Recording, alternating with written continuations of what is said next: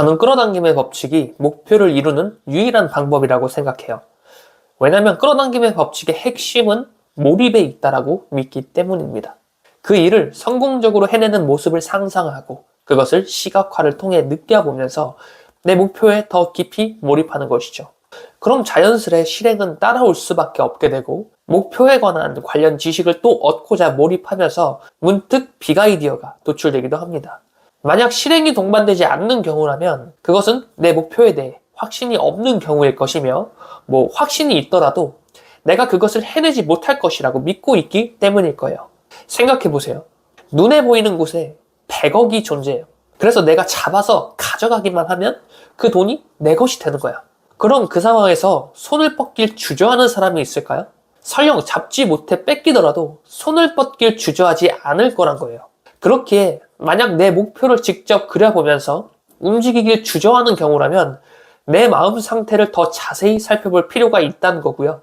끌어당김의 법칙이 너무 만연하게 퍼져감에 따라 종종 오해를 낳기도 하고 자칫 사이비 종교가 되어 누군가 제3자를 맹신하는 등의 부작용을 낳고 있는 것 같아요. 그래서 이번 영상을 준비했어요. 끌어당김의 법칙이 오히려 인생을 망치는 경우가 있다면 여러분은 아마 이 영상을 끄려고 하겠죠? 하지만 조금만 이야기를 들어보신다면 만연해진 끌어당김 비즈니스에서 어떤 태도를 취해야 하며 내 인생의 어떤 부분을 실질적으로 접목해 보아야 하는지 깨달을 수 있게 될 겁니다.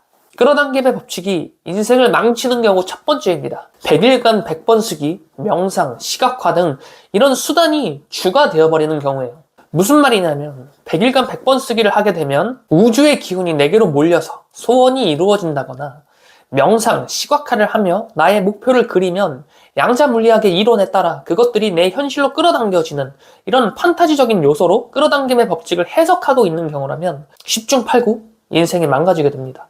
여기서 오해하지 마시길 바라는 게 이런 방법론이 잘못되었다라는 게 아니에요. 오히려 전 100일간 100번 쓰기, 명상, 시각화 같은 것들을 정말 중요하게 생각하는 사람 중 한 명입니다. 다만 이런 수단들은 내 목표에 더 집중 몰입하기 위한 하나의 도구일 뿐이지 이것들이 주가 되어서 나라는 존재를 좀먹기 시작한다면 인생이 망가진다라는 거예요. 끌어당김의 법칙을 내 삶에 적용하기 이전에 가장 먼저는 내 삶의 중심, 그리고 내 인생이 나아가야 할 방향에 대해 정확하게 바라보는 것, 그리고 내가 이루고자 하는 그 목표 지점을 구체적으로 바라보는 것이 먼저 선행돼야 돼요.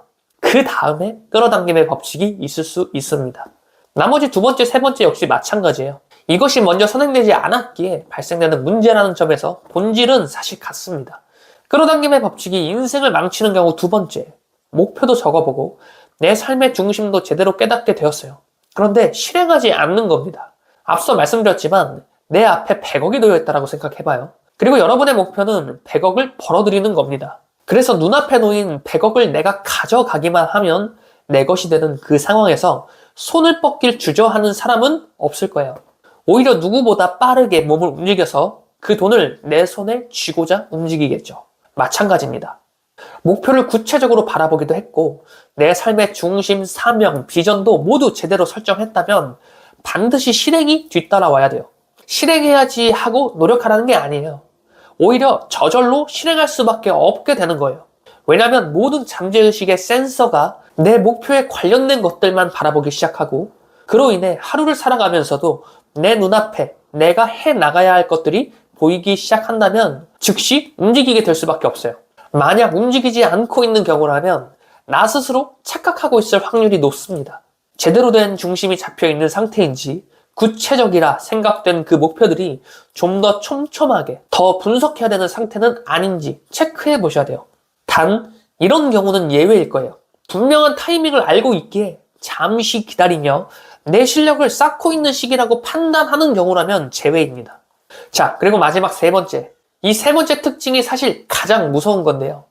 잘 생각해 보셔야 돼요. 끌어당김의 법칙에 대한 이해, 이 세상의 진리를 탐구하기 위해 이런 지식을 갈구하고 있는 것인지 아니면 내 현실이 너무 절망적이라고 판단하여 동기부여차 어떤 사람의 영상을 보게 되었는데 그 영상의 메시지가 너무 좋아. 오히려 동기부여를 넘어 그 사람의 팬이 된 채 그 사람을 신성시 여기며 추종하게 된 상태인지 분명하게 체크해 보셔야 돼요. 만약 누군가를 추종하며 끌어당김의 법칙을 맹신하는 경우라면 분명 훗날 돌이켜보았을 때 후회하게 될 거예요. 왜냐면 이는 내 안의 가능성을 모두 포기하며 내려놓는 행위와도 같기에 끌어당김의 법칙과 그 사람에 대한 무한한 맹신으로 여러 가지의 삶의 기회들을 놓쳐버리게 될 확률이 높을 거거든요. 물론 한 사람의 가치관 및 생각이 변화되기 위해서는 맹신과 추종의 과정도 분명하게 겪어야 하는 것이 맞을 거예요. 왜냐면 무언가 깊이 빠진다는 것은 그만큼 그것에 몰입하고 있다는 뜻과도 같기 때문이에요. 제가 이렇게 말씀드리는 동시에 여러분은 이러한 물음이 생겼을 텐데요. 아니 그럼 맹신하지 말란 거야 하란 거야 말을 이상하게 하네. 만약 이러한 물음이 생기신 경우라면 분명한 답변 한 가지를 드릴게요. 누군가를 맹신하면서 내 목표를 향해 나아가며 실행하길 주저하지 않는 경우라면 지금 그와 같은 추종은 분명 또 내 삶을 발전적인 모습으로 이끌어 줄 거예요. 그런데 만약 누군가를 맹신하며 내 목표를 향해 나아가고자 하는 움직임을 전혀 보이고 있지 않은 경우라면 위험하다는 거예요. 결론은 내 삶을 향해 나 스스로 나아감을 택하고 있는지 아니면 그저 이론이나 제3자의 팬심에 매몰되어 있는지 스스로 체크해 보시면 될 것 같아요. 여러분이 나아감을 선택한다면 성공은 여러분이 경험하게 될 필연이 될 겁니다. 하지만 여러분이 나아감을 선택하지 않는다면 절대 성공은 여러분에게 허락되지 않을 거예요. 100만큼의 성공을 이루기 위해 오늘 하루 동안 1의 성공을 쟁취해야 함을 반드시 기억하시길 바라겠습니다. 여러분의 작은 성공을 하나하나씩 쌓아가 보시길 바라요. 여러분은 반드시 성공합니다. 지금까지 드리밍 레오니즘이었습니다. 영상 시청해주셔서 감사합니다.